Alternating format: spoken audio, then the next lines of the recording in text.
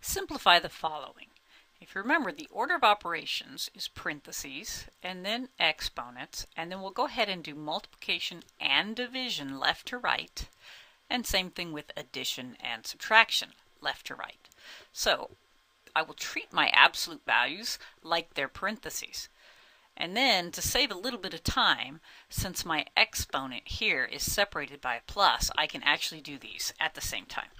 So I'm going to rewrite anything that I don't use yet, like the 10 minus 2 times negative 16 divided by, and then 4 squared is 16, plus, and I'll rewrite my absolute value symbols, but place 2 minus 10, which is negative 8, inside.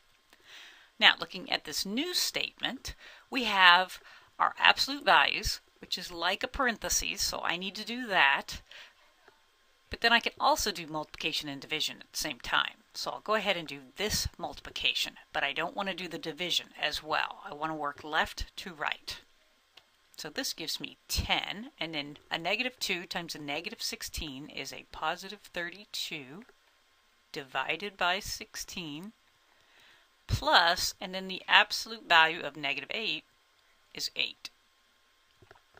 So now, looking left to right, I do still have division, so I am going to work this division problem. So I have 10 plus 32 divided by 16 is 2, and then plus 8. So finally, 10 plus 2 is 12, plus 8 is 20.